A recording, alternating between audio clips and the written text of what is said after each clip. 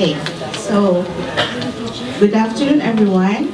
Welcome to this talk on writing nonfiction for the next generation, and welcome to the Philippine Readers and Writers Festival 2017.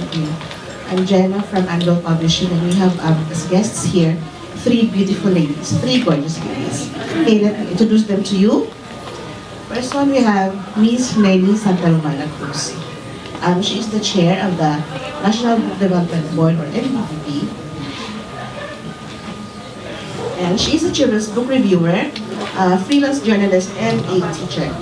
She is a regular contributor on education and literacy to the op-ed section of the Philippine Daily Inquirer. Okay. She is a trustee of Teach for the Philippines, and she is the director of Where the Right Things Are, a writing center for writers of all ages. And her latest book, The Playful Genius, I hope we have one in front, draws us into the life of the extraordinary scholar, Father Horacio de la Costa. We also have Miss Carla Pacis. She is a writer, a teacher, and a former bookstore owner. Okay. She has written several books for children, a couple of novels for young adults, and has won several local awards for her stories. She conducts summer writing workshops for adults, teenagers, and children, for people of all ages. And she sometimes talks to parents and teachers on the power of reading. She loves those sessions, actually. She is also a founder member of Kuting, or Kwentista ng mga Chikiting, a local organization of writers for children. And the lady, the last son, is Miss Beverly. Nag-ano ito, mahirap basahin. Siya ay isang manunulat, taga-salin at copyright advocate. Nagtatrabaho siya sa, well, you are still affiliated with Philippines, right? Okay. So, nagtapos siya ng malikhaing pagsulat ng Pilipino sa UP Diliman. Nag-aral din siya ng panitikang Filipino sa nasabing universidad. Isa si Bebang sa mga book champions at intellectual property ambassadors ng ating bansa noong 2015. Dalawa sa kanyang maakit ay finalist sa National Book Awards. And siya ay nakatira sa Bacoor, Cavite, sinabi pa, no? At kasama kanyang asawa at tatlong anak. Wow! Okay, so you can go to her blog sa babe-ang blogspot.com para sa pinakahuling writing tips. Okay, so we will start with Miss Nemi Romana-Cruz. Yeah.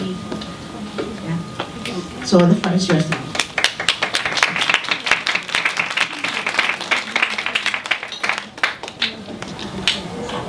Good afternoon.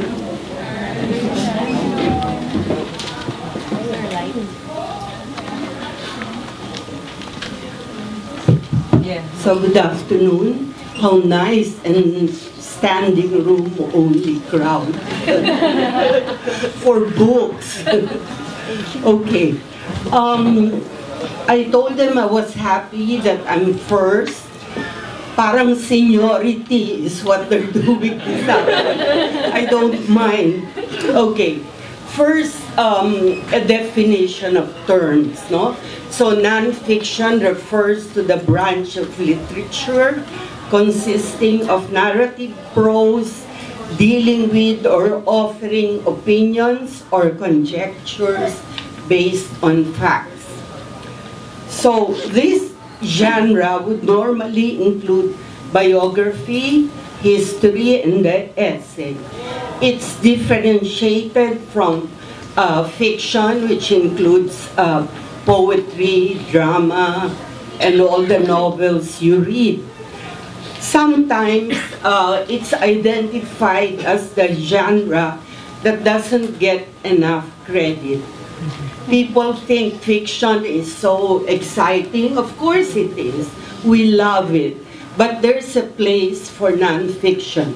I'll quickly name the reasons why I think nonfiction is important, and then I'll just go through quickly my books as long as the time allows us. I have more than one. Okay? Parang I didn't feel I belong. I only have one. Okay. So what's the value of writing and reading nonfiction? Number one, we as a people have such short-term memories.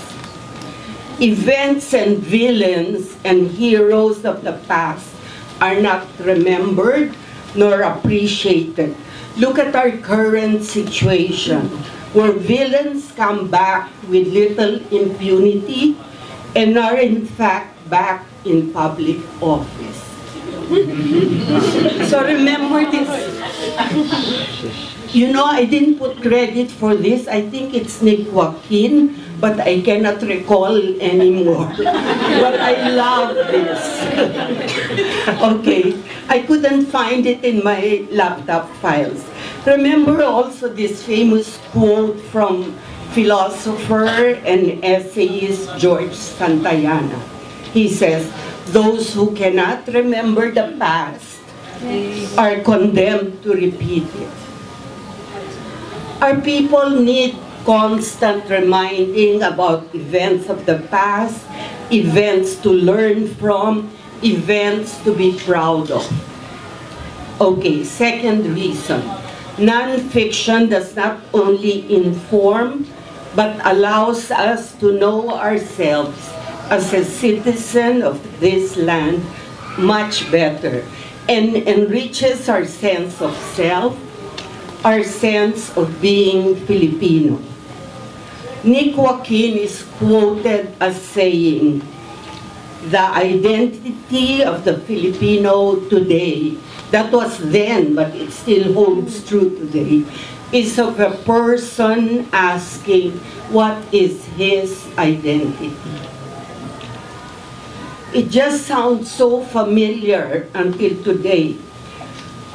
F. Chanil Jose says, "Our past could liberate or imprison us. It creates a nation's character, provides the nourishment or the poison that people imbibe in their very marrow." So it's hope that non-fiction titles leave us with a love of country. My husband was urging me to bring 2 books to you. Umberto Campos' history books you're all familiar with. He said, "The scholars may scoff that it's not scholarly enough, does not have enough citations and footnotes. But reading him, you're so filled with pride about our history.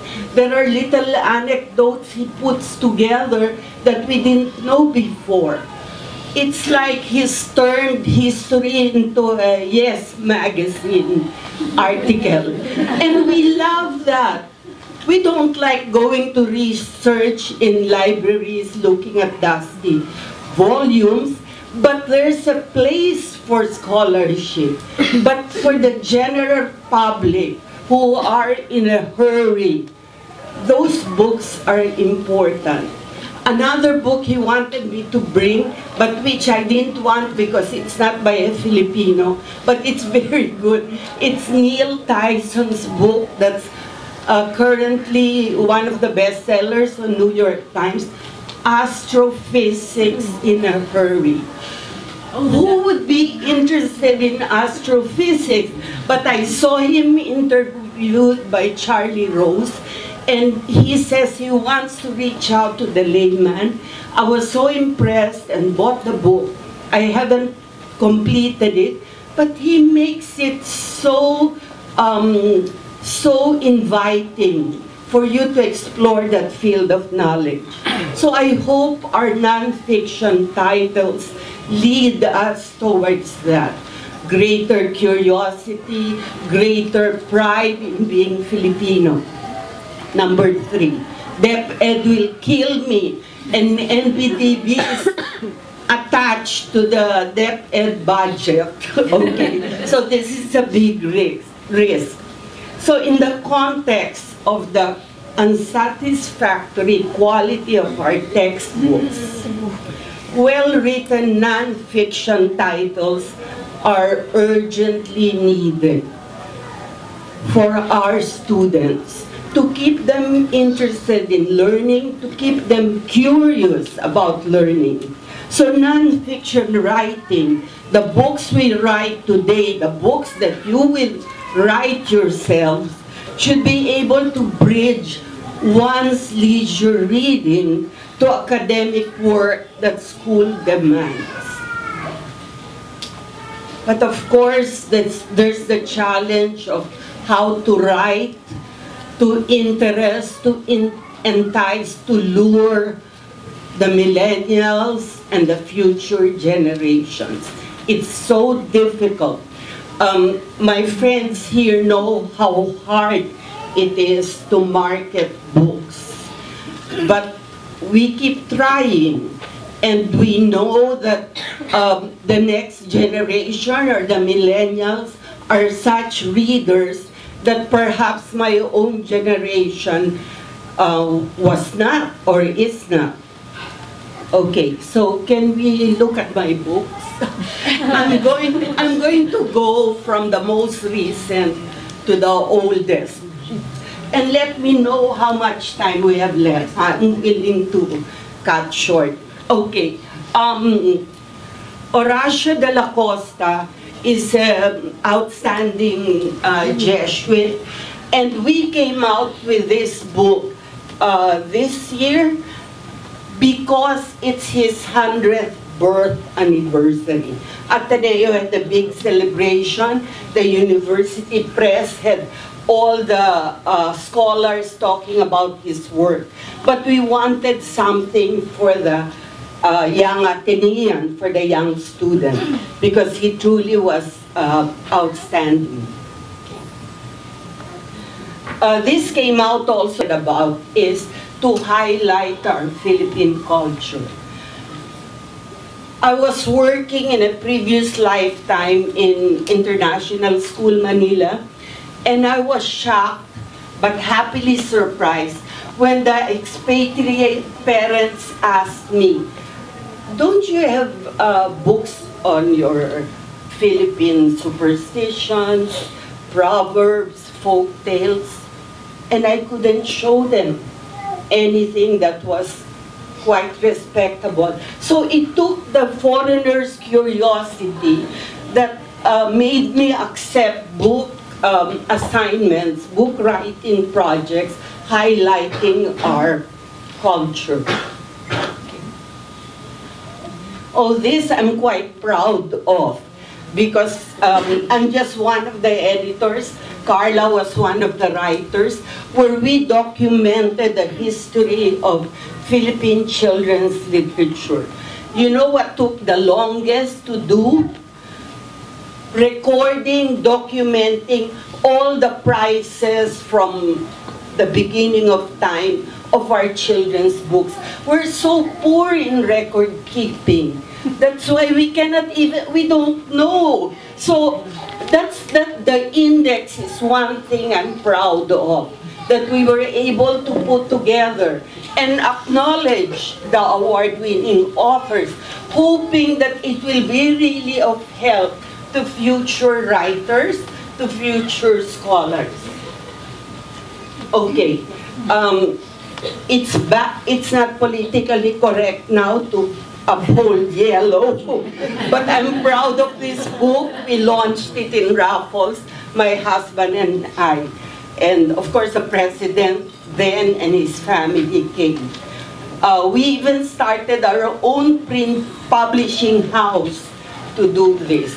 But it's not a vanity press. We just felt, it's not a vanity press publication. We just felt that we wanted to leave the future generations with what we knew, our personal friendship with the Aquinos, and what we owe them. This is a book that we wrote for the centennial of St. Scholastica's College. So again, this was for me a milestone book. It won a National Book Award. Most of the books were shortlisted. Okay, The Teacher is a bookmark, is part of the bookmark series on great lives, and it's about the life of Doreen Fernandez. and Ateneo icon. Okay, the boy who would feed the world is a Ramon Magsaysay awardee. How this Chinese Yuan Long Pin invented a variety of rice to feed the large Chinese population. When I finished the book, somebody asked, where do I buy the rice? Nothing about the life or the quality of Okay. Cory Aquino lent me her painting for this cover. It was just all about accounts of EDSA. All right. This was one of the books that I didn't want to do for tahanan because I said, it's not intelligent. But guess what? It's a bestseller. So what we did was make sure you don't use Western superstitions na 13 is unlucky. No, we made sure we didn't do that. I researched the 2-volume book of Father Demetrio, a very well-researched book that nobody reads. They read more this book because of the illustrations. How many minutes? It's your camera. Okay. So I always tell students, if Friday is not the day for taking a bath, what's the best day? Do you know? No. It's Wednesday. Because there were pages and pages about when you cannot take a bath. Pero if Wednesday is like a holiday or full moon, you still cannot take a bath. So I had to make a chart. When ba can you take a bath? Okay. So this is part of the pop culture series of Tahanan. This is nga lang Pinoy. All those funny signs that our neighborhoods have. The Goldilocks and Caesar's Palace, mga ganun. But my favorite there is a restaurant that says, from Boracay, Abu Sarak. See, tumatawa kayo. You didn't respond that way to De La Costa. So there's something about humor. Okay, this one.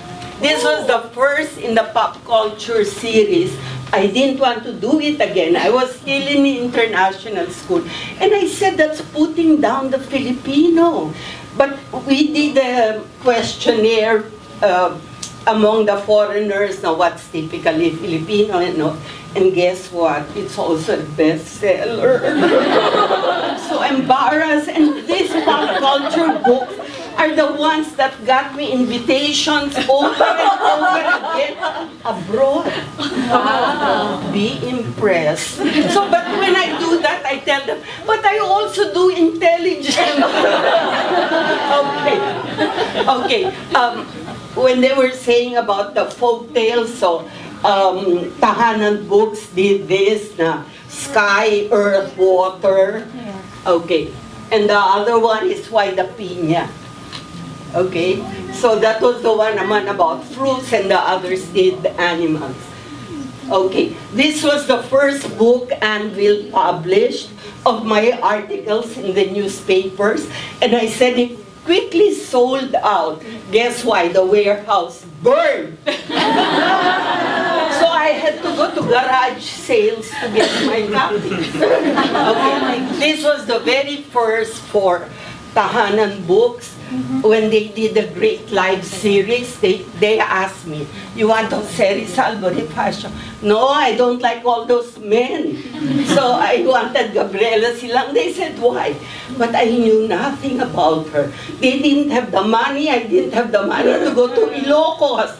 So I had to, but I'm very proud of Gabriela Silang. But my problem is that our students in the public schools find it hard to read because it's in English. So that's a challenge also for us writing in English. We want to reach a wider audience that Bebang is reaching.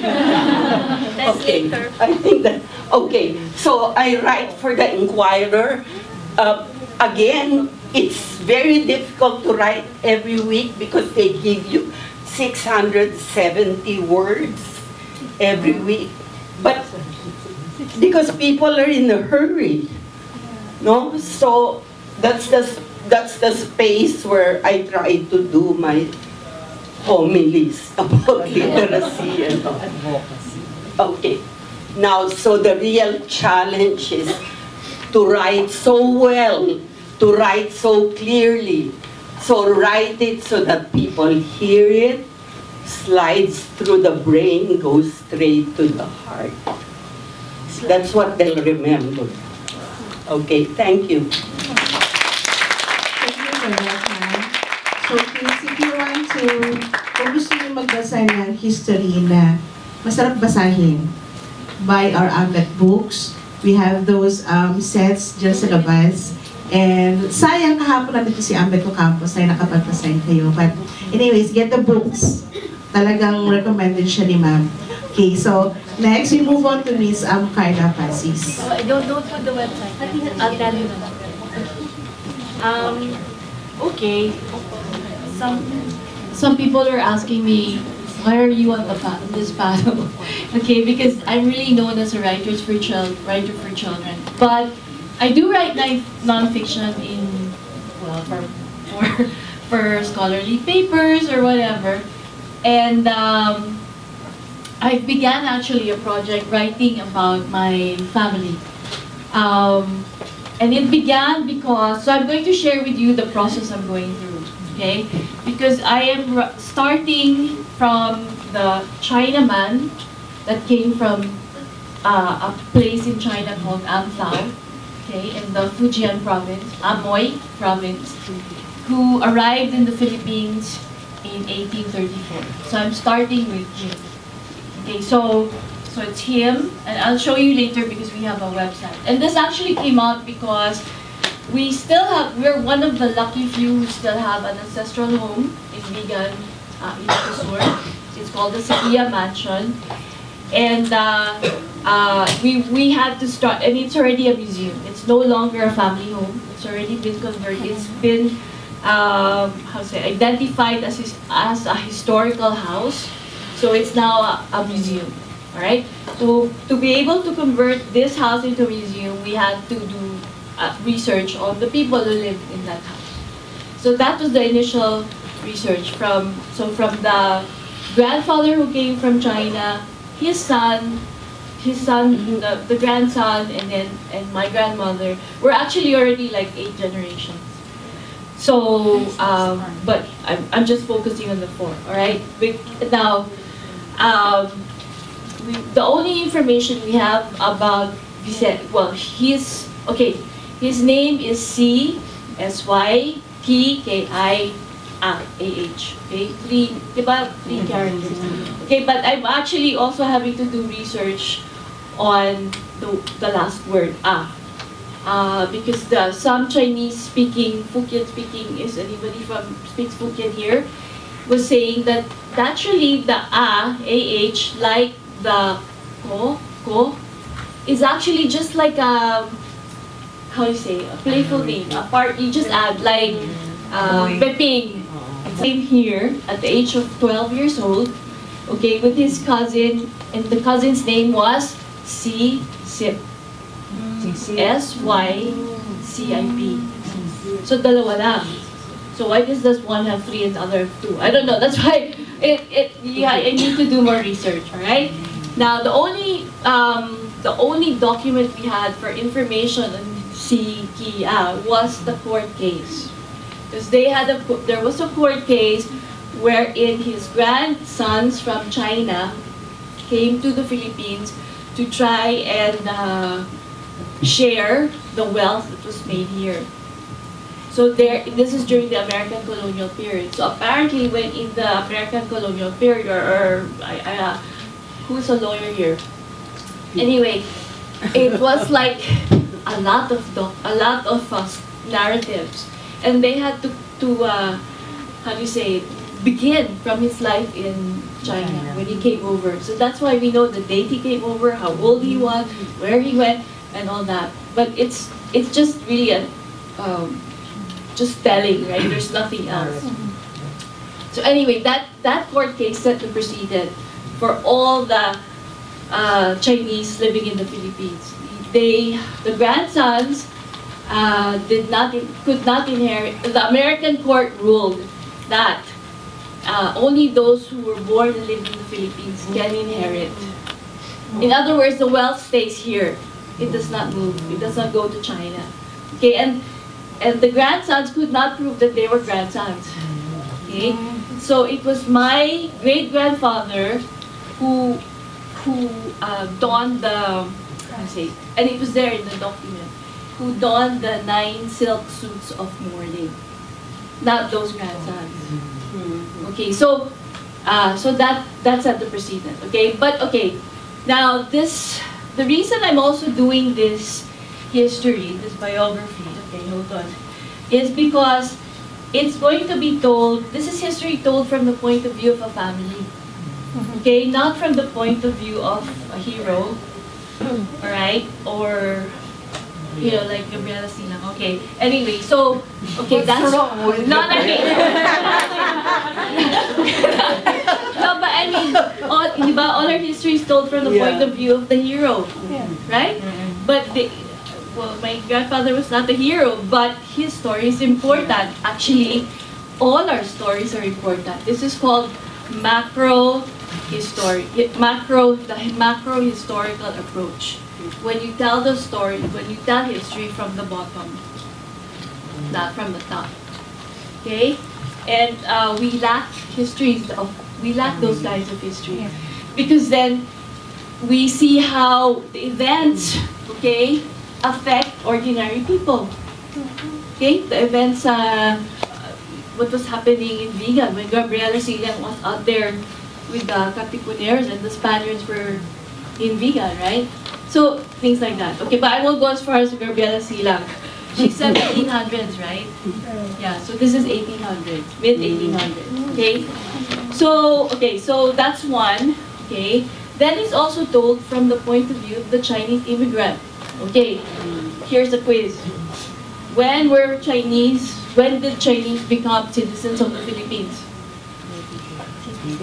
Citizens. When? Yes lang po. Yes, go. Yan ba yung time na nag-declare si Marcos na i-naturalize yung mga Ayan na nga. When was that? Marcos. Hindi ko lang Marcos maano exact time. years. Okay, 1970s, 80s. Yes, late 60s. Okay? Then they can own business. And they can own land. They are citizens. So they can own land. They can pass on the wealth. So they should be thankful. So, but the Chinese have been here since prehistory. Pre-Hispanic Philippines. They've been here. They've been trading, okay?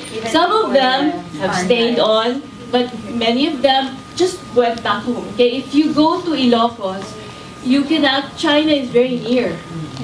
The southern coast of China is already very near. So it's really it was a common sight to see Chinese in your Connected by land bridges through Palawan. That's older, it's easier, yeah. So it was very easy to come back and forth, okay? So, and many decided to stay here, but when were they allowed citizenship? 1980s.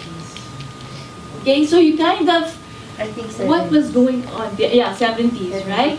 So we're talking pre-Hispanic, and then they only allowed to become citizens in the 20th century. Okay, so this is a group that has been very marginalized, okay? And yet, they had it was their industry that actually helped the growth of the Philippine economy from the galleon trade down up to today, right? Because they were the ones who filled the gap between what the Spanish could do and what the Filipinos, the natives, the Indios could do. So very necessary, this kind of history, biography, okay? So, okay, where's the other, okay. Okay. Okay, so aside from that, I would also like to discover the women, the matriarchs. Okay? All the information we have of the matriarchs is when they were born, when they died, and how much was their dowry. Okay? So, yes, very important, okay? And these women were already Chinese mestizas, meaning their father was, their mother or father was Indio, and then, with no Filipino thing yet, okay? We're Indio, and then they had a Chinese parent mix. Okay? So they were called mestizos, the Sami. Okay, and then the Chinese was called Sami. Okay? So, there's nothing about them, but yet it was their dowry that started off these men. Okay, that gave them their dowry was the seed money. So, but there's nothing much about them. Okay?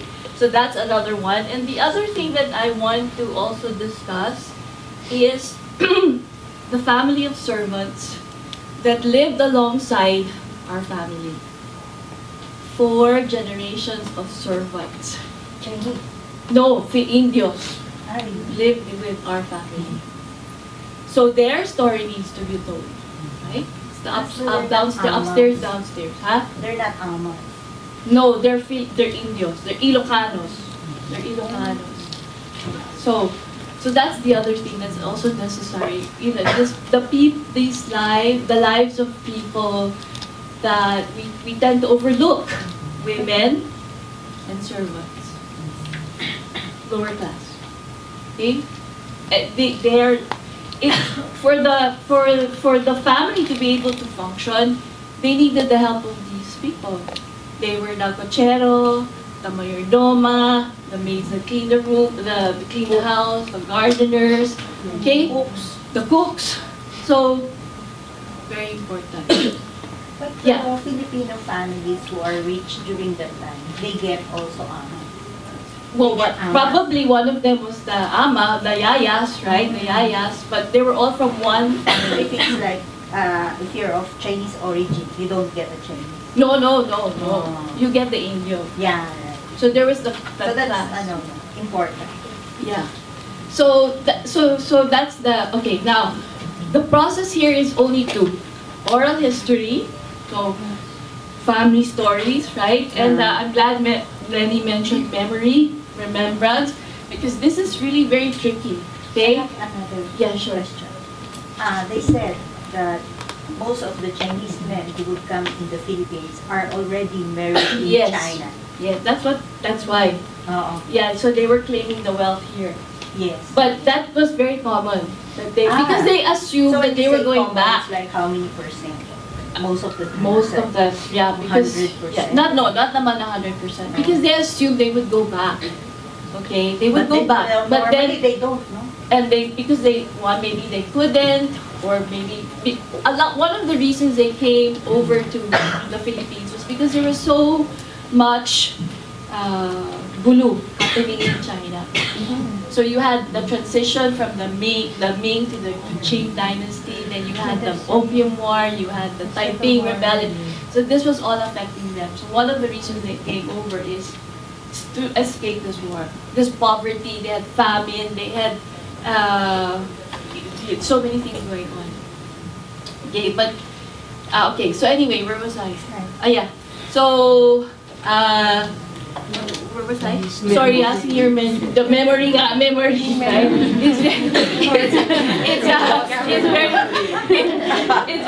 It's very fleeting, right? I mean, even in your own family, you can talk about, let's say, your grandparent. One sibling will remember the same thing in a different way. Okay, it's really tricky, but that's what we have to rely on. So there are only 2 ways I can research on this. One is oral history, and the other one is the National Archives. Okay? These are documents and stuff like that that you have to look through. Okay?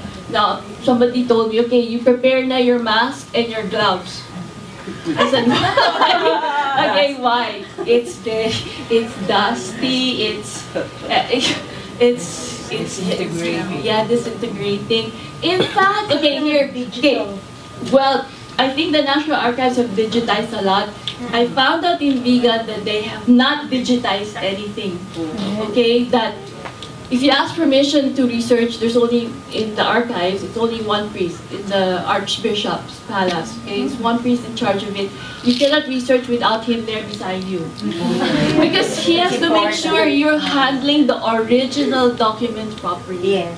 And he was saying, and then somebody already was telling me, some of the documents are already pasted together. You cannot anymore touch it. Okay? And they have stopped the Mormons. Okay, here's another thing I realized. This is do you know that the Mormons, their mandate is to find the genealogy of every person living on earth. Now, from you go to the Mormon church, okay? They apparently go from church to church. They have been going from church to church, taking digital photos of the baptismal records, of everything that the church has. Wow. Yes, but the Archbishop's Palace has stopped this. Because not the documents are already, I don't know, which is sad because that's really our main source. Okay, you should start there. That's their mandate. So that's it. That's really the two things that I cannot work with. Okay, fine. The context, the historical, economical context will have to come from research, right? And then, and this is really tricky. It's like, okay, now how do you fill the gaps, right? You use fiction. Diba? You will have to maybe say like this could have, make conjectures, like what you said. Okay, so you have to connect, like maybe this could have happened, or maybe he did this, okay? So that's the tricky part about writing this kind of biography.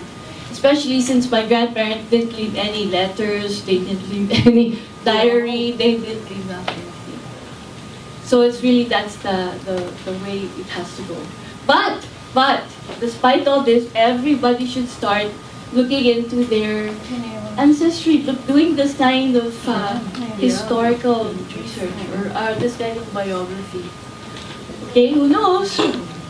You might have a hero in your family, you just didn't know it, or I mean, it will really add to the historical literature that we have, to the biography. Okay, a lot of our biography, correct me if I'm mistaken, is commissioned. So you cannot say, this person that commissioned you had 3 wives and 10 children. Diba? You have to portray this person or beat up his wife every night. You cannot! Right? It's commissioned, correct? You have to be, so there's another issue there, right? But so, anyway, just to encourage you that any story of any person is important. Okay, thank you, and thank you for listening. Thank you, ma'am, for that wonderful question. So guys, meron tayong assignment mamayang gabi, okay, pag-uwi natin. Hanapin natin yung mga heroes, yung relevant people sa... Never not even just interview your folks na. Ayun, interview yung mga For mayalang yun. Alzheimer's or whatever. Oh, yeah, bago sila nag-isinayo. Start talking about your family stories. And there's always a family member who's the storyteller. The one who really listens to the stories of the grandparents and the one who knows how to tell it. You have to be, you can be that person, you probably are because you're here, you're writers, okay, you like stories, but there's that always family member. Yeah, we should write our own story. Para hindi mo makilala pala kayo na. I just remembered, looking through talking to my father, I realized, well, he told me that meron pala kaming father na gobernador, general na yun sa Negros Occidental. Like, wow, really? But diba? So may pala akong connection. Pero dito you guys. Okay, so we will entertain questions right after the last talk by Miss Beba. So, Miss Beba, you have the floor. Hello, magandang hapon po. Napakaganda po ng pagkakasunod kasi yung ako naman po, I wrote about my family na Filipino-Chinese din. So, ang ganda po, di ba? So, ito po yung Yung kina ma'am, medyo mas mataas pa na generation. Sorry po. Pero ibig ko po sabihin, ito po yung generation ko, yung mga tulad ko po na Filipino-Chinese, pero mas Filipino. Sa loob ng bahay namin may Buddha, pero ano siya, no, sobrang daming alikabok. Tapos, ang nakasampay sa kanya ay mga rosaryo. Ganyan uri. So, very Filipino na kami. Tapos yung lahat ng pinsan ko, Chinese citizen, because yung parent nila hindi nakasumpa dun sa naturalization, oo, kasi nagkasakit. So, lahat ng anak nila, even if they were born here already, even their parents, ay Chinese pa rin. These Chinese citizens, alam nyo, nagnonovena sa St. Jude, mga tipong ganyan, no? Very, very Filipino na sila, but they cannot parang study here as a Filipino. They pay the alien, no? Foreign fee. Kalungkot, no? Oo. Yun. So ito po yung books ko. Actually ito siya. Yung essay siya about my father, my mother, at ang mga kapatid ko, at yung mga legal at hindi legal na kapatid. So, and then, pagkatas po lumabas nito, naglabas ako naman ito ng mga experiences ko as an adult female. Kasi ito po ay parang coming out. Ay, tama ba? Coming of age pala kami. Dati pa ulit ako. Sorry, ang hina ko po sa ganyan, no? Pasensya na. Ako po ay Filipino major.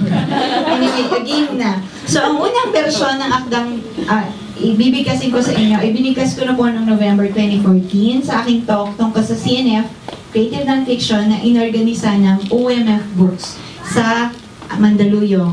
Tapos last year po, in-update ko po itong talk na to kasi pinagbatayan ko po ito ng prescribed guidelines ko para sa proyektong Tuklas Pahina ng Buko e-books of Summit Media and Pinoy Reads Pinoy Books Book Club, ang aming online-based book club that reads and discusses books by Filipinos. Our book club is 96% millennials kasi yung 4% na yun ako. Tsaka yung founder namin na 50 years old. At tsaka yung isa pa namin founder na halos kasing edad ko at may isa pa na kasing edad ko rin. So kami yung 4%. But the rest millennials. Andito nga yung members. May kasama ka, Bo? Nasa kabilang room. Nasa kabilang room. Okay. Tuklas Pahina is a collection of CNF about how book club members or the millennials became book lovers. Yan. So, in-update ko po ito, tong talk na to, para dito po, ngayong araw na ito. So, we have top 10 tips. Okay, number 1, be brave. Kala nyo kung ano na, no? Okay, be brave. Huwag mahiya sa mga maling desisyon sa buhay, huwag mahiya sa mga naging kapalpakan. Ang pagkatuto nyo dito, ay hindi maibabahagi ng iba para sa inyo. So, kayo lang magbabahagi niyan, no?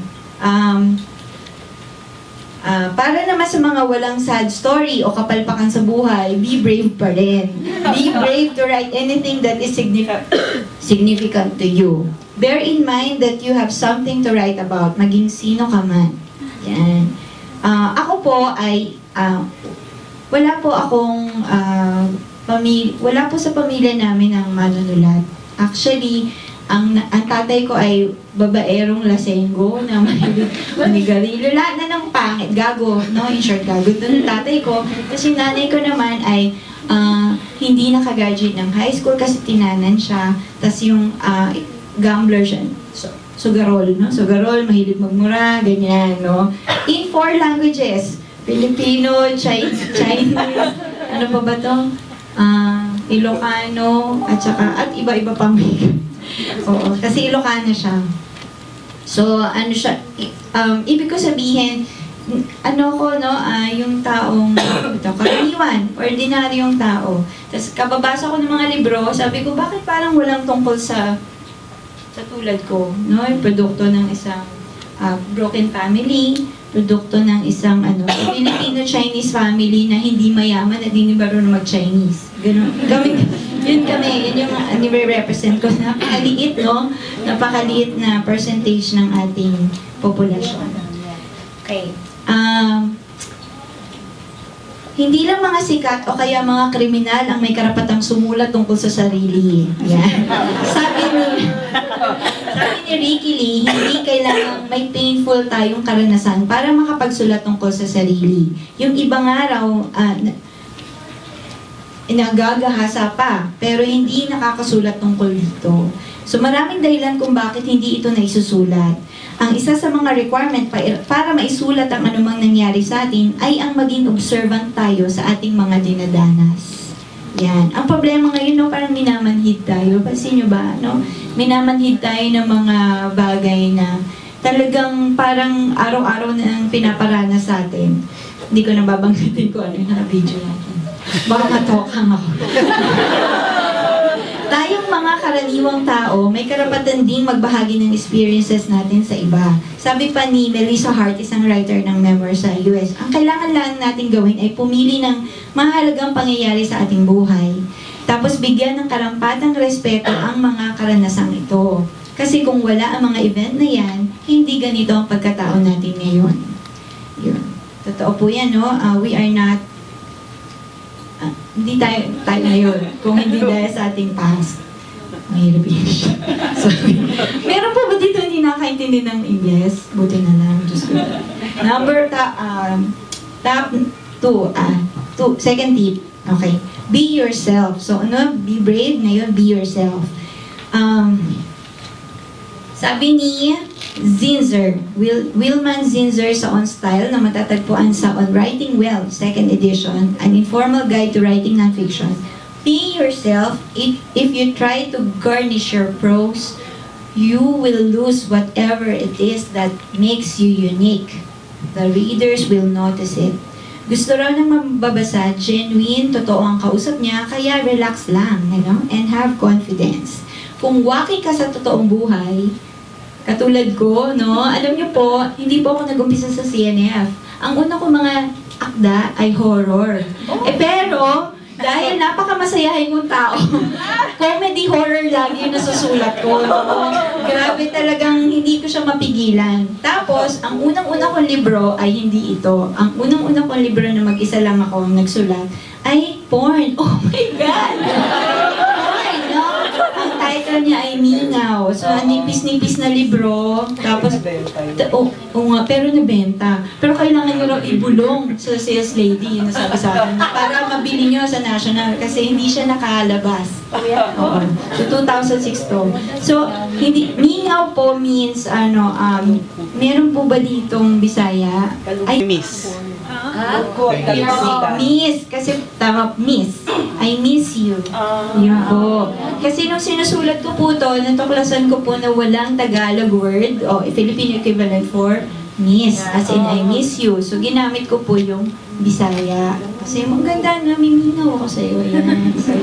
So, bold pala yung nasulat ko. At hindi ko talaga mapigilang hindi magpatawa kahit porn siya.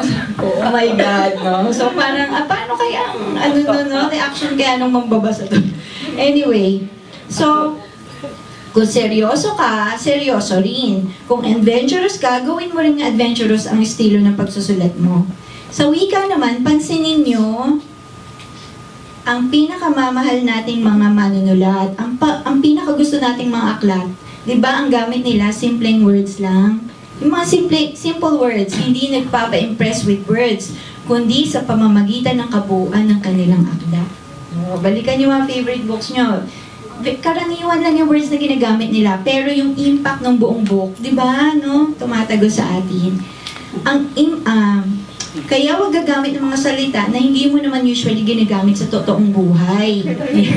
Once or twice, pwede, sige, gumamit ka, pero wag nyo nang ulit-ulitin pa sa isang akda, no? Kasi ang dating parang nagpapa-impress na kayo at medyo natuturn off tayo pagka ganun. As a reader, kung nahihirapan ka naman na isulat ang gusto mong isulat, para bang wala kang maipanumbas sa mga salita na gusto mong sabihin, isipin mo na lang, ito po ang pinaka gusto kong tip sa lahat ng sinasabi ko pag may nagtatanong sa akin, no? Nagkukwento ka lang sa isang kaibigan. Kasi when you talk to your friend, you don't want, hindi ka naman nagpapa-impress, no? Parang tuloy-tuloy ka lang pag nagsasalita ka sa iyong kaibigan. So yung mismong wika na gagamitin mo sa pakikipag-usap sa kaibigan, yun na gamitin mo sa iyong akda. At kung walang panumbas na salita sa gusto mong sabihin, edi mag-imbento ka. Diba? Huwag kayong matakot mag-imbento. May mga bagay at damdamin na wala talagang katumbas na salita. Totoo yan, no? Imagine niyo yung green. So lahat ng, pag sinabi ko yung word na green, pare-pareho ba tayo ng green sa utak? At yung shades ba ng green, from the greenness to the lightest green, ay may word mang katumbas yan, lahat yan. Di ba wala? O, so huwag kayong matakot mag-invento ng words for things that have no equivalent word in the dictionary. Oh my God. Okay, huwag tayong mahihintil dahil lang kulang ang nakalista sa mga diksyonaryo. Pwede po tayong mag-invento. Okay, number 3. Okay, gumamit ng ibang form o device mula sa ibang form. Pwede itong makatulong upang maging mas creative at ma-break ang monotony ng isang full narrative. Okay, isang chapter ng Eric's Slang Book, Paglalakbay kasamang anak kong autistic ni Fanny Garcia. Alam nyo, ang isa sa part doon, palitan ng letters. No? As in letters, no? Sinama niya yun sa kanyang book. Doktor ang kanyang kausap sa letter. Tapos meron ding diary entry sa loob ng book. Ang buong libro ay slang book. Okay? Nahahati ito sa mga bahaging makikita rin sa slang book tulad ng describe yourself, ambition, unforgettable experiences, and define love. Okay? Huwag makulong sa isa. Find the form that will best express your thoughts. Sa It's a Men's World at It's Raining Men's, halo-halong genre ang ginamit ko. May tula, may radio drama. I write radio dramas. Iyon ang unang-unang kong trabaho na pagka-graduate ko. Nagsusulat ako ng radio drama. May kling kwento, email, may palitan ng email dito, at iba pa. Invent another genre kung kaya mo. So, be more inventive. Yun, no? Kahapon, pumunta po ako sa isang session dito, how to write for millennials, how to create contents for millennials. Ang isa sa mga speaker doon, si Queen Ellie. At si Queen Ellie, siya yung sumulat ng Vince, Kat, and James na libro. Alam niyo, ito yung buong book, palitan lang ng messages. No? At naging ano siya, I think film. Naging pelikula siya. So magandang magpasok ng ganun kasi it's really how millennials communicate right now, di ba? So may mga ganyan, so makaka-relate sila doon. Ang ganda na sinabi niya, may sinabi siya something like, mapapaisip mo yung reader mo, anong nangyayari behind those messages. Kasi messages lang siya palitan. Alam niyo sa pelikula yung point? Yung toink, toink, o yung lumalabas na parang speech balloon. Oo, yan. So, wag po kayong matakot doon. Si Queen Ellie ay isang millennial, no? She was 21 when she wrote that book. She's now 23. Yes, oo. Okay. Meron pa ako sasabihin. Patok sa Wattpad ngayon ay, sabi rin nila, tinanong sila, there was a question from the Q&A session. Sabi, ano bang patok ngayon sa millennials? So, sagot ng tatlo na millennials din, no, writers na sobrang, yung isa 17 million views sa Wattpad. My God, 17 million views. Sabi niya, number 1, erotica. So, yun yung sagot niya. Pero erotica writer kasi siya eh. Tapos yung common sa kanila, alam nyo, sagot nilang tatlo, mystery suspense.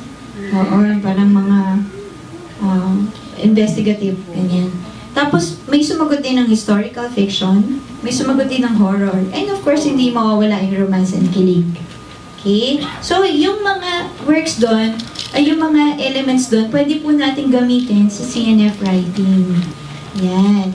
Okay, next tip. Anong tip number na tayo? 4. Laging alalahanin ang dalawang persona. Ang ikaw noon at ikaw ngayon. Dapat malinaw kung sino yung nagsasalita kapag pinapasok mo na ito sa narrative mo. No? Alam nyo, meron kami experiment. Dumating yung husband ko, nakita ko siya. Kasama yung anak ko.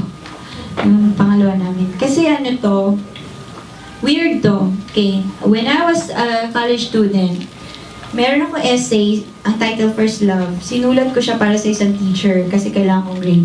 Diba?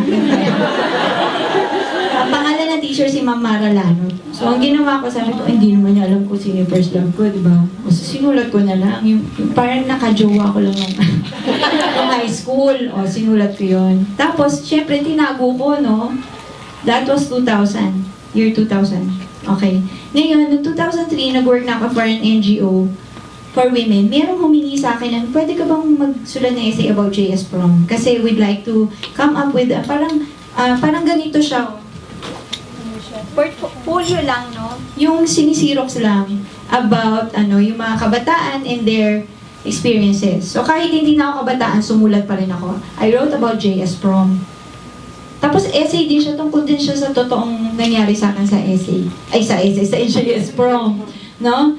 So, natago ko yun. That was 2003. Nung kinasal na ako, nagka-asawa, nagka-anak, natuklasan ng husband ko, itong dalawang work na to, no? Alam niyo, sabi niya, ilabas natin. Sabi ko, wag na, meron ka ng It's a Men's World. So, ano yung mga tao dyan, no? So, meron ka ng ganito, wag na, first love, parang backward step, no? Alam niyo yung ginawa niya, in-edit niya, pin-use niya, at naging isang, ang ganda. In short, ang ganda, na-fuse siya, no? Tapos, nakita ko doon na parang ang linaw kung kailan yung perspective ko, nagsasalita ko doon. Noong 2000, noong 2003, at yung ngayon. Oo, ngayon na malaki na ako. Ngayon na 25 years old. 37 na po. Okay, now tip number 5. Basa pa more. We read in order to write. Okay? Para makapag-aral ng architecture, dapat laging titingin sa architecture. Diba? Sa mga building, sa simbahan. Para makapag-aral ng basketball, dapat manood ng game. Mag-dribble, mag-shoot, diba? Ganyan. Ganon din tayo bilang writers. Mahalagang magbasa ng mga nauna sa atin. Okay? Mahalagang magbasa ng kasabayan natin. Mahalagang magbasa mula sa ibang gender, profession, culture, religion, wika, bansa, universe, kung pwede. Sa ganitong paraan, mas dumarami ang nautuhan nating technique. Mula sa mga teknik na yan, uusbong ang sarili nating kombinasyon ng teknik sa pagsulat ng CNF. Sa ngayon, ang mga nire-recommendang basahin ni Ma'am Cristina Pantoja Hidalgo, sa isa to sa mga napakaraming aklat sa CNF ay ito, libro ng National Artist for Literature ni Joaquin, okay, na celebrating his centennial this year. Of course, si Sir Pete Lacaba na nagsusulat sa Yes Magazine. Sheila Coronel, Jose Butch Dalisay, Randy David, Conrado de Quiros, Karima Polotan, Jessica Safra, and of course, ang aking teacher si Ma'am Mara Lanot, and si RJ Ledesma. Yan, mga Anvil authors to. Pwede nyo bilhin ng kanilang mga aklat ngayon. Sa Filipino, nire-recommenda ko ang mga aklat ng Sanaysay ni National Artist for Literature, Rio Alma. Yes, meron at marami po siyang essay. Genoveva Edroza Matute, Rene Villanueva, Lamberto Antonio, Fanny Garcia, Sol Cuvida, sobrang konti nakakaalam nito, pero ang galing na author nito. Isa siya sa mga nagsulat about yung Marikina Files, kung natatanda ng mga kasing edad ko. Dami-daming nare-rate doon. And she wrote investigative journalism. So, hanapin niyo siya. Sol Cuvida. Rosario Torres Yu, Ferdinand Pisigan Harin, and of course, Bob Ong. Ang daming librong ni Bob Ong. Okay, top, ano po tayo? Top 6. Okay, please write about your streets. Okay, for God's sake. Magsulat kayo tungkol sa mga kalye nyo, isulat nyo yung pangalan ng kalye nyo. Okay, kung ayaw natin na revisionism, di ba? Hindi ba? Alam nyo, recently, may namatay ako na pinsan na Chinese. So, I had to go back to the ancestral house na sa Ermita, no? Ito yung setting ng marami sa mga aklat, sa mga akda ko dito. At, hindi pa ako nakaka-move on na may ginibang building doon. Nalaman ko to mga 2-3 years ago. Hindi pa ako nakaka-move on. Pagbalik ko doon, nakita ko yung street namin, pinapalitan na yung pangalan. O, parang ano na blah blah blah Herrera Street, formerly Arquiza Street. What? In less than 20 years? In 30 years, no? Pinapalitan na yung pangalan ng street. Sino ba? Hindi ko nga kilala si Arquiza Di ba? Tapos pinapalitan na agad. Di ba? At alam niyo po na naimbita po kami ng husband ko sa iba't ibang mga workshop, sa iba't ibang bahagi ng Pilipinas. Alam nyo, ang napansin namin pag nagbabasa kami ng works ng millennials, alam nyo, hindi nagbabanggit ang pangalan ng street. Ano meron? Bakit? Bakit? Sa isang workshop namin, 14 kids, 14 works. Ang topic niya, ang topic nila was traffic. Alam nyo, only one mentioned the street name. Sabi ko, binabasa ko ngayon si A River Song for 1950s yata. 1940s. Basta ganyan, no? Si Singapore, ang ganda-ganda kasi Singapore ng panahon na yun, talaga yung mga street names, pangalan ng mga squatters village sa tabi ng river nila. Yun, nandun. Ang ganda-ganda, naaamoy ko. No, parang nalalasahan ko yung mga dimsum na kinukwento niya doon. Ang ganda. So write down your street names, please. Kung ayaw natin na revisionism, we should do this. Diba? Pag-gising nyo isang araw, lahat ng pangalan ng kalye, pangalan na ng mga kinainisan nating politika. Papalit kayo noon? Diba? Next po. Okay, language, no? Anong next po ang number na yan? 7. Okay. So, may kinalaman to sa language na binanggit ko kanina. Sa language, alamin natin paano magsalita yung millennials, no? Ako, swerte ako, ang anak ko po ay 18 years old. May anak po 18 years old, no? Nasa Taiwan siya ngayon. Siya ay nagko-compete para sa wushu, sa University Youth Malaysian Shade. Okay. Tapos nag-chat siya. Sinachat niya yung husband ko. Tinitingnan ko. No-open ko. No? Di na alam. Kasi ganito siya magsalita. Blah, blah, blah. May tinanong sa kanya. Sagot niya, yes. Arte! Sabi mo arte! Amerikano. Ay, British ka? Yes. Sabi niya. Tapos ito pa. May tinanong sa kanya yung husband ko. Blah, blah, blah. Sabi niya, shoot ako. S-H-O-O-K-T. Ano ko, cute naman ng mga gantong words, no? Tapos may mga words like juice colored, no? Juice and colored, no? 2 words, no? Maraming foreign words. So, in short, huwag kayong maging purist. Huwag kang Filipino, nosebleed na, no? At huwag rin masyado English, nosebleed na. Let's go for yung middle din. No, middle ko, ang target natin ay ito. Okay. So, huwag din kayo matakot magmura. Kung nagmakamura-mura naman yung nangyari, no? Okay, next. Number na po tayo? 8. Okay. Huwag po natin kalimutan yung basics, grammar, syntax. Alam niyo, akala ko hindi importante ito sa millennials. Kasi di ba, may mga libro na ayoko magsabi ng isa, pero itong isang to, naging pelikula. Sabi ko, bakit? Ang ganda ng pelikula, pinagtsagaan ko yung libro. Horrible grammar, syntax, etc. Basics, horrible, no? Umiinit ulo ko, gusto ko sapakin yung katabi ko sa MRT. Kasi nasa MRT ako, binabasa ko yung, oh my God, ano bang pangit talaga. So, akala ko hindi importante. But no, from the session yesterday, last night that I attended, those 3 writers, sabi nila, grabe, binabash kami, ma'am, sa comment section. Binabash kami pag may konti lang maling spelling, maling salita, maling grammar, binabash nila. So, it's very important. Ang solution dyan, ask someone to read your work. No? Kailangan nyo na editor. Ang swerte ko, meron ako resident editor. Yun, no? Yung husband ko knows also a writer. His name is Ronald Verso. So, anong number tong tip na to? Enjoy nyo naman. Enjoy nyo. Alam nyo, nagtatrabaho po ako ngayon sa CCP, Cultural Center of the Philippines, no? Na-expose ako sa napakaraming performing arts. May mga kumakanta doon, may mga sumasayaw, ganyan, mga nagpa-perform. Alam nyo, ang pinakamahuhusay ng mga artist, wala silang pakialam sa audience. Wala silang pakialam sa gusto nyo ba yung ganitong dancer? Nakatingin agad sa audience. Alam niyo yun, nakangiti sa ating gusto nyo yung ganong dancer. Di ba hindi? Yung dancer na gusto natin, yung wala siyang pakialam sa audience niya, di ba? Ninanamnam niya mismo yung movement ng kanyang mga bahagi ng katawan.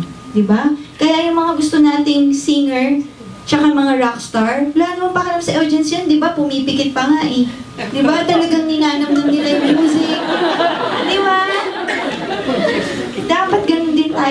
writer, no? Not just for millennials, but for everyone, no? We enjoy writing because we love words. Wala muna tayong pakialam sa audience. No? Tayo muna, no? Enjoy natin. And of course, huwag natin kalimutan, don't take yourself seriously. No, kasi pag masyadong seryoso, baka hindi kayo matapos, no? Bumabaha na ng luha sa kwarto nyo, ginawa ng magulang nyo sa inyo, mga ganyan, no? Hindi tayo matatapos. So, ayun lang. Thank you. Thank you very much, Miss Beba. Alam ko po, top 10, bakit nakalagang 9 lang tayo? Nakalimutan na ko sa Mali pala. top 9 tips lang pala yun. Okay, sige, we're opening the floor for some questions. Siguro mga 3 or 4. Sino gusto mo nang magtanong? Sino mo nang gusto magtanong? May libreng libro. Kayo? Pasok, pasok. Kaya mo sumigaw from there? Kaya mo sumigaw? Sige. Right now. Okay, sige. Is my voice clear from here? Yes! Hello, ma'am. So this question is for anyone from the panel. So, paano ba? How is the experience of writing a non-fiction book for the first time? Paano yung feeling, ma'am? Ano yung challenges that you encountered along the way? Naaalala ko ho ba?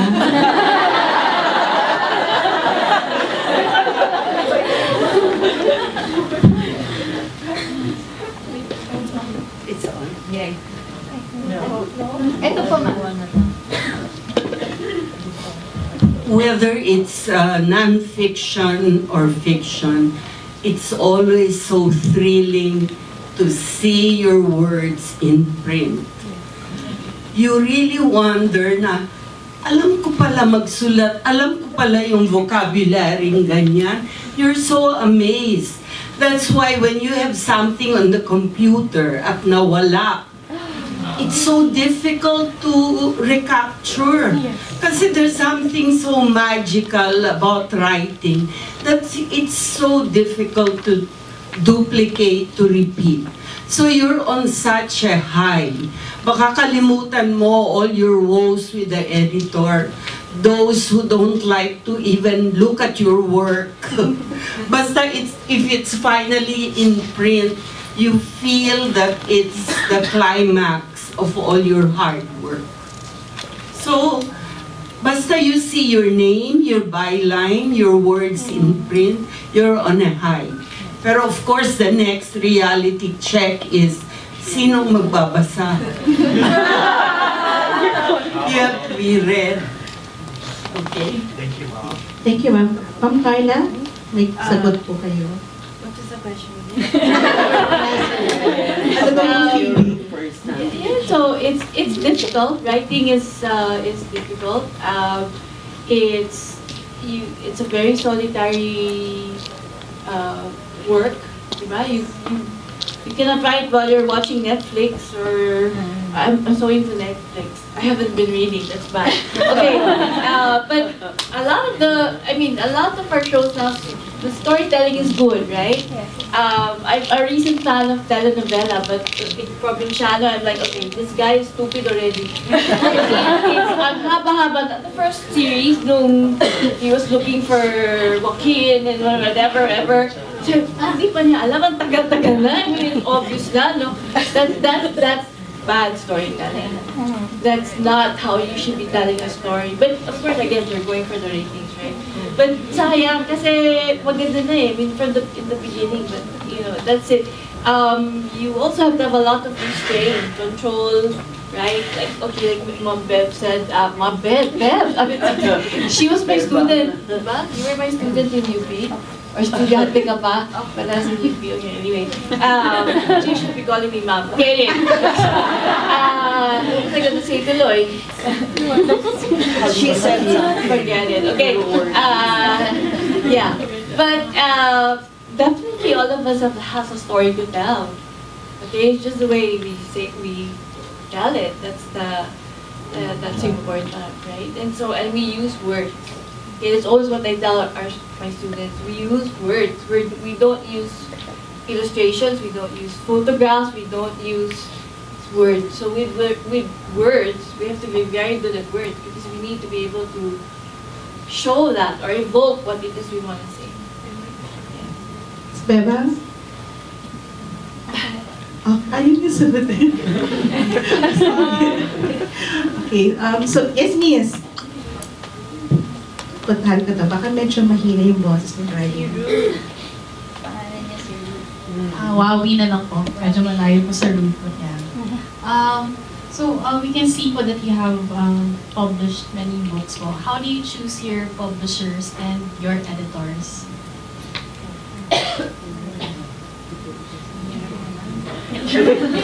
May post natin sa Miss Beba, parang I think you have a story to tell din about, looking for a publisher. Okay. So, paano ako napunta sa Anvil? Oh my God. Meron akong sinulat na essay tungkol dito. Matagpuan niyo siya sa pantikan.com.ph. So, free siya na mabasa niyo. Noong ako ay nagtatrabaho sa isang universidad sa Espanya. Okay, binigyan ako ng deadline. Sabi sa akin, pag hindi mo natapos ang MA mo, tsugi ka na.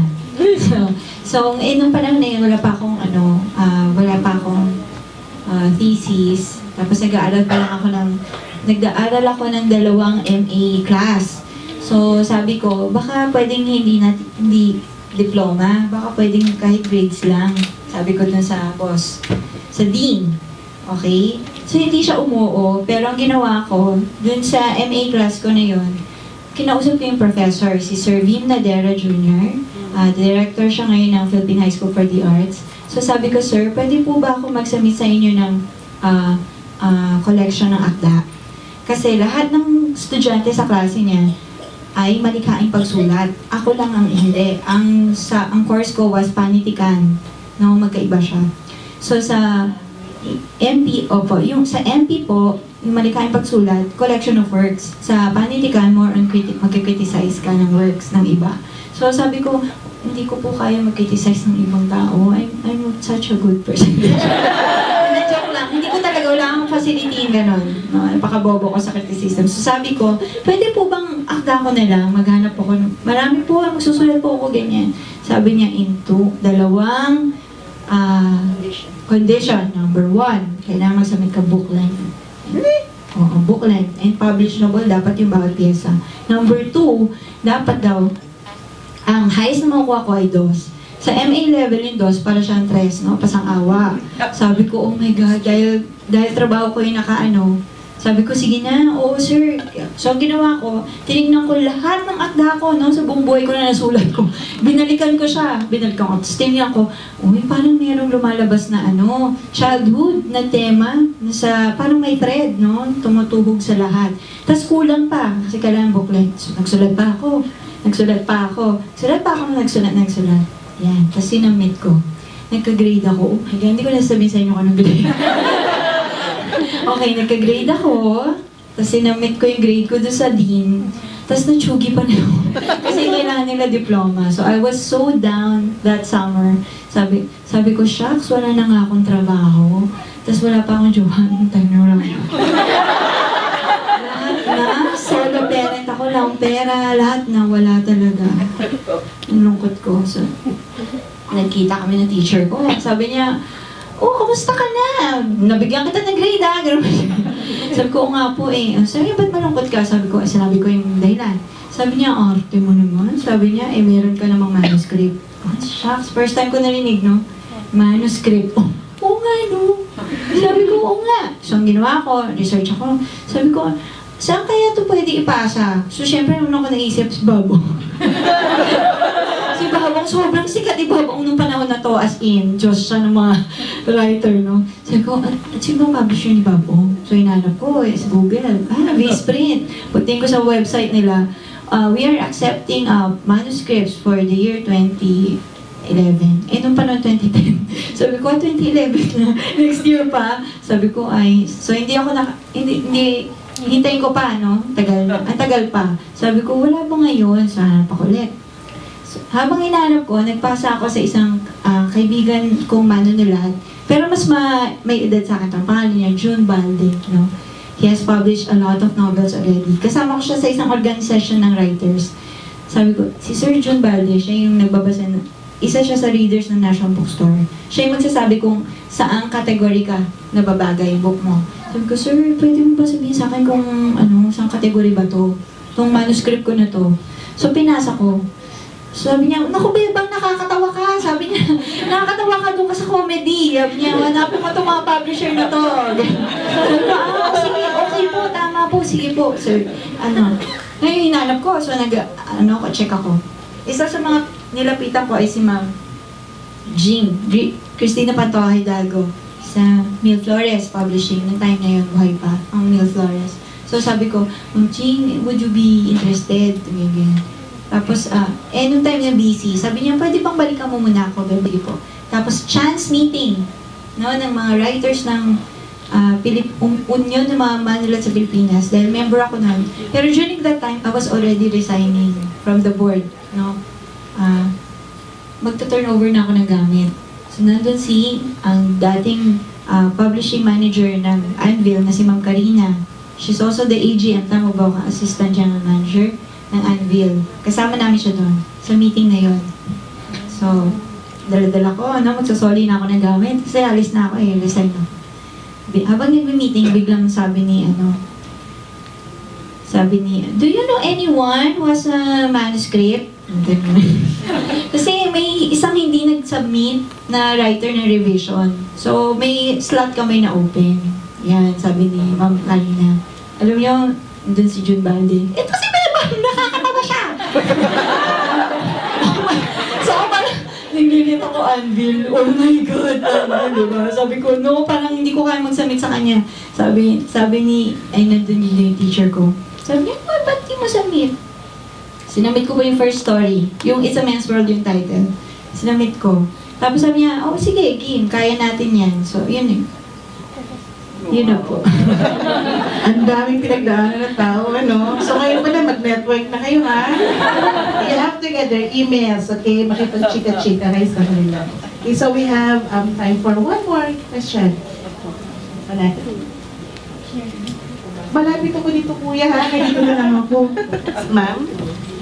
Yes, I'm interested to know, going back to the past, what was your first hardbound book that you read? Kasi ako, I read basta yung book na, like me, I started, syempre, I think I was 8, I read, Alice in Wonderland, then 1001 Arabian Nights, then Lord of the Rings. So, it created my fantasy about books. What about you? Kasi iba-ibang generation kayo. Of course, I started with a mystery series of Hardy Boys, Nancy Drew, Judy Bolton. But I also loved An Old-Fashioned Girl by Louisa May Alcott. Little Women, Little Lord Fauntleroy. Pero mga Western. But what I distinctly remember growing up, my mother, who was a teacher, college teacher, she had an old book na hinahanap ko pa, na colored. Siguro the Americans published it, or PECO, Philippine Education. It was full of Philippine stories. And I really remember that. Siguro that was the beginning of my curiosity about Philippine writing. But I read a lot of Western books. Yeah, it's the same thing, the series. That's why I think you should be writing series. I mean, once kids latch onto a series, they'll finish from 1 to 500. Yeah.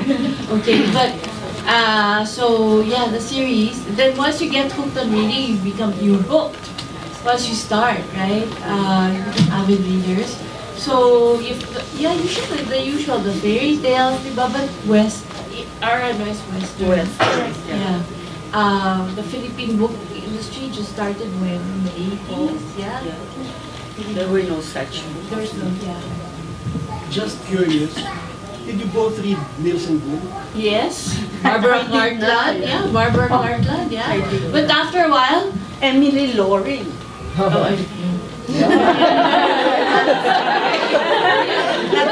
but after a while, right, if you're an avid reader, so parents, don't be afraid if your kids are reading like that. Because after a while, it will be the formulaic na.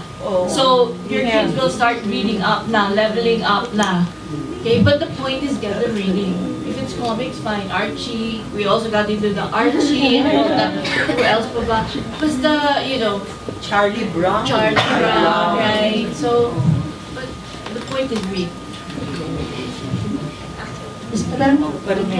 Okay. Sinulat ko yun eh. How I Became a Reader. Nandito siya. A Love Story yung title. So, gabay sa pagbabasa. So, hindi siya hardbound. Yung tig sa 10 piso lang. Doon sa palengke. Yun yung una kong libro. Bigay ng nanay ko. Tapos, ito na yung totoong books. Ay, totoong reading materials. Tuwang-tuwa ang tatay ko sa akin kasi maaga po akong natutong magbasa. Dahil sa blocks, kaya may blocks dyan. Okay, taliwas kay Tisay. Si Tisay po yung mama ko. Ang tatay ko ay mahilig sa ABC, alak, babae, cigarette. At saka yung totoong alphabet. Mahilig magbasa si Daddy. Tuwing almusal ay may nakahaing tabloid na tempo sa harap niya. Kaya wala siyang nakakausap kahit isa sa amin sa hapagkainan. Meron din siyang massive na collection ng mga diksyonaryo, Reader's Digest at American pocketbooks na kalahating dangkal and up ang kapal. Lahat nakapatong sa mahaba at antigong drawer sa kwarto namin mag-anak. Sa pinakamababang hanay ng drawer na yon, sa ilalim ng mga damit niya, nandun naman ang mga penthouse magazine. Batay sa dami ng aklat sa itaas, masasabi kong massive din itong koleksyon sa baba. So, hindi po hardbound.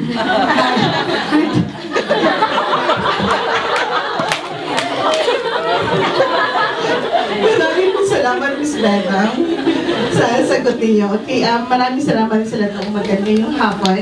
Para sa sagot sa aming session, I'd like to ask isa sa aming mga batang editorial assistant, she's Elle, and she will synthesize kung ano yung natutunan natin ngayong araw, okay? Ngayong hapon pala. This is Elle. So, good afternoon everyone. To just wrap up this session, Miss Nemi Romana-Cruz shared with us the important passages from prominent writers that will help us write non-fiction stories. She also showed us her books and what is it all about. Carla Pacis discussed the microhistorical approach by sharing us on how she works on a biography on Sikia ancestors from a vegan Ilocos work that will begin in the mid-19th century. Last but not the least, our very funny Miss Beverly shared 9 insightful tips for writing CNF. So, 1, she said, let's be brave, be yourself, gumamit ng different ways to write, then laging alalahanin ang dalawang persona, basa pa more, and then write about sweets, know your language, grammar, syntax, and then enjoy writing CNF.